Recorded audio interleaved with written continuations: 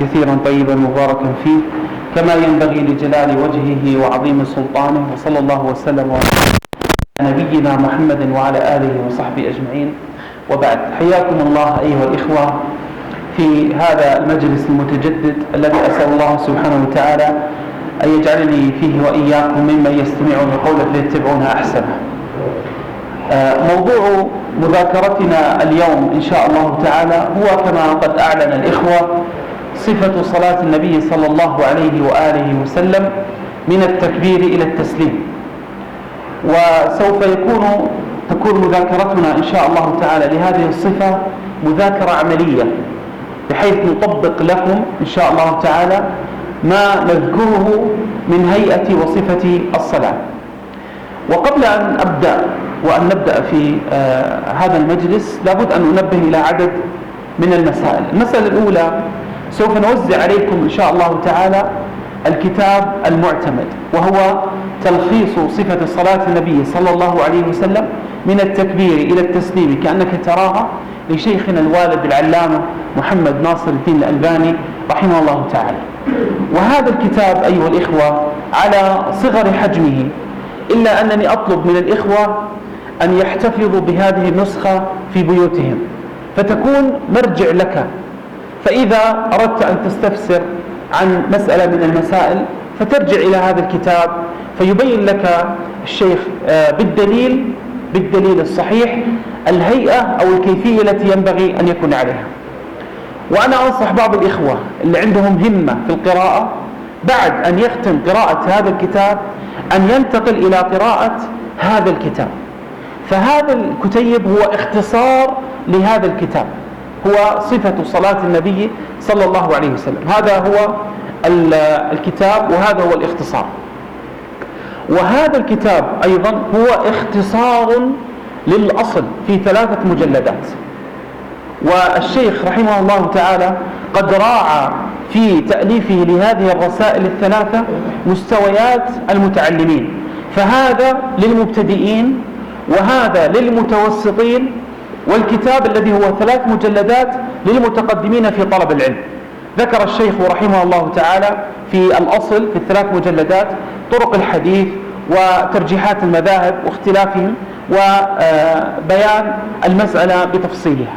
فأنا أنصح بعد أن تقرأوا هذا الكتيب وأن تحتفظوا به ولا تهملوه، فهو مهم إن كان عندكم همة أن تقرأوا الكتاب الثاني وهو صفة صلاة النبي. هذه المسألة الأولى. المسألة الثانية بارك الله فيكم، نريد أن ننبه لماذا نتعلم صفة الصلاة. نعم الله يحفظك. لماذا نتعلم أيها الإخوة صفة الصلاة؟ ما الغاية؟ لا أريد أن أخالط عليكم أسماعكم بعد أن ينتهوا الإخوة من توزيع الكتيب إن شاء الله نتابع الحديث. أكرر الاهتمام بهذا الكتاب، تقرأه في وقت فراغك. إذا أشكلت عليك مسألة بإمكانك أنك تضع عندها ملاحظة وتضعها على صفحة الكتاب الأولى كملاحظة وتناقش فيها طالب علم. إذا أحببتم نجعل مجلسا قادما إن شاء الله تعالى نتذاكر فيه ما قد أشكل عليكم من بعض المسائل التي سوف تقرؤونها في هذه الرسالة إن أحببتم ذلك، مع أننا إن شاء الله عز وجل سوف يكون لنا مجلس قادم في صفة وضوء النبي صلى الله عليه وسلم. وهذا كله إن شاء الله بالترتيب مع إخواننا في المبادرة. طبعا الناطق أو الموكل بهذا أخونا الشيخ رامي عماد نفع الله به. فنرتب معكم إن شاء الله تعالى مجالس قادمة، مجلس لمناقشة صفة الصلاة ومجلس لصفة وضوء النبي صلى الله عليه وآله وسلم. إذن السؤال الثاني أو المسألة الثانية، لماذا نتعلم صفة الصلاة أيها الإخوة؟ لا شك أنكم تقرؤون وتحفظون قول الله عز وجل: إن الصلاة تنهى عن الفحشاء والمنكر. إن الصلاة تنهى عن الفحشاء والمنكر. لكن السؤال، ما هي تلك الصلاة التي تنهى عن الفحشاء والمنكر؟ هل كل الصلاة تنهى عن الفحشاء والمنكر؟ وأنتم ونحن نرى بعض الناس يصلون معنا الصلوات ويزاحمون على الصف الأول لكنهم متلبسون ببعض الذنوب والخطايا، بل إن بعضهم للأسف الشديد يصلي وهو متلبس بكبائر الذنوب، والله يقول إن الصلاة تنهى عن الفحشاء والمنكر. فأين الخلل؟ لا شك الخلل أيها الإخوة هو في فعل العبد، فكلام الله محكم لا شك أن الذي يواظب على الصلاة، لكن الصلاة التي أمرنا بها. أين أمرنا؟ أمرنا بقول النبي عليه الصلاة والسلام: صلوا كما رأيتموني أصلي. لذلك بعض الإخوة قد يكبر وينشأ ويرى الناس يصلون فيصلي كما يصلي الناس. هل هذا الفعل صحيح؟ لا شك أنه فعله خاطئ. صلوا كما رأيتموني أصلي. لذلك قال في حديث آخر: من توضأ كما أمر وصلى كما أمر غفر له ما تقدم من العمل. إذا مغفرة الذنوب واستشعار عظمة الصلاة وأثر الصلاة على النفس لا بد أن يكون وفق الذي قد أمرنا به، ووفق الذي قد جاءنا وتلقيناه عن نبينا عليه الصلاة والسلام. فكان الصحابة يراقبون صفة الصلاة بالتفصيل فينقلوها إلينا، ولله الحمد والمنة لم يغب عنا من صفة صلاة النبي صلى الله عليه وسلم ولا قيد أنملة واحدة، كل شيء قد ذكر لنا. الأمر الثالث: هل يجب علي أنا كمسلم أن أتعلم صفة الصلاة أم أنه أمر مستحب؟ هل سيسألني ربي عن تقصيري في الصلاة أم أنه أمر مستحب؟ أجمعت الأمة أيها الإخوة، وهذا الإجماع نقله الحافظ ابن عبد البر رحمه الله تعالى وهو من علماء المغرب، نقل إجماع الأمة على أن المسلم يتوجب عليه وجوبا عينيا أن يتعلم العبادات التي تطرأ عليه في اليوم والليلة: الوضوء، أحكام الصلاة، أحكام الغسل، أحكام التيمم، في الشتاء أحكام المسح على الجوربين، لمن كان يريد أن يحج أحكام الحج، لمن عنده مال أحكام الزكاة، يسأل عنها ويأثم إذا قصر فيها. انظروا إلى المسألة كيف هي دقيقة وكبيرة. ما الدليل على هذا الكلام الذي أقوله الآن؟ عدة أدلة، منها حديث المسيء في صلاته. دخل رجل المسجد والنبي عليه الصلاة والسلام جالس مع مجموعة من الصحابة، صلى ركعتين ثم جاء فسلم: السلام عليكم يا رسول الله.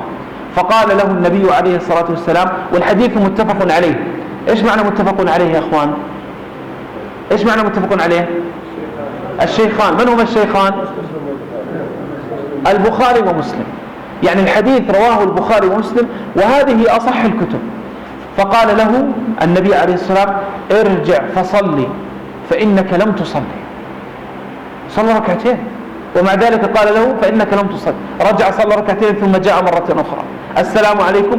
وعليكم السلام. ارجع فصلي فإنك لم تصلي. رجع مرة ثالثة صلى ثم جاء: السلام عليكم. وعليكم السلام. ارجع فصلي فإنك لم تصلي. ما اعتبرت صلاته وما صحت صلاته. المسألة ليس فيها مجاملة أيها الإخوة.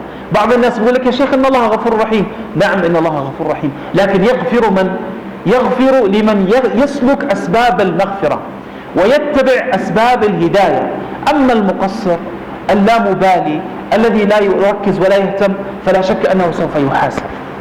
فهذا الصحابي قال للنبي عليه الصلاة والسلام: والذي بعثك بالحق لا أحسن غير هذا فعلمني. شوفوا الآن ذكاء هذا الصحابي، ما زعل وخرج من المسجد وزي ما بيسوي بعض الناس: والله هذا من وين جبتونا الصلاة ما احنا دارين، أنا بصلي من قبل ما أمك تخلفك. بقولوا هذا الكلام. ما قال هذا الكلام هذا الصحابي، قال: والله والذي بعثك بالحق لا أحسن غير هذا فعلمني. علمني. لذلك يجب علينا أن نتعلم أيها الإخوة.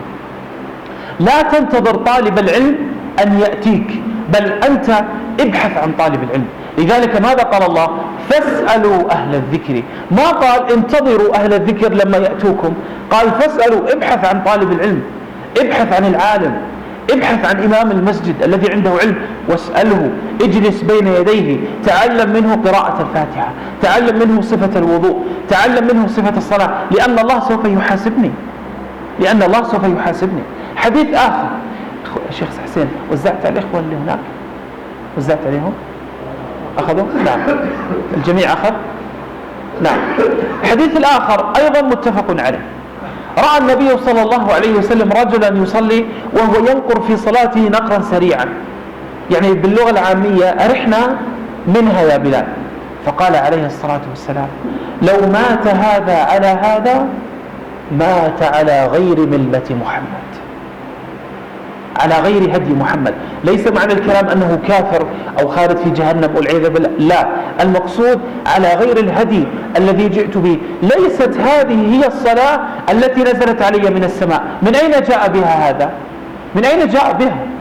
لذلك يجب على المسلم أن يتعلم وأن يحرص على صلاته. فهذه الرسالة، والإخوة جزاهم الله خير أيضا في المبادرة حرصوا على أن يوفروا لكم هذه النسخ وأن تجعلوها في بيوتكم، في مكتبة بيوتكم، ترجعون إليها وتقرأوا فيها وتعلموا زوجاتكم وتعلموا أبنائكم، ويكتب لكم أجرها إن شاء الله تعالى.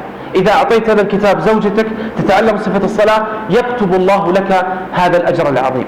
نعم. حتى لا أطيل كثيرا أيها الإخوة، لعلنا نبدأ معكم إن شاء الله تعالى في هيئة وصفة صلاة النبي صلى الله عليه وسلم. ولعلي أطلب من أخونا الشيخ حسين أن يكون معنا حتى نبين الهيئة بشكل سليم وبشكل واضح.